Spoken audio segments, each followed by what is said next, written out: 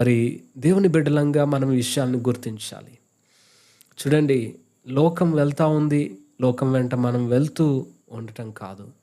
ఒక క్రైస్తవునిగా దేవుని వాక్యం మనకి ఇవ్వబడింది ఈరోజు.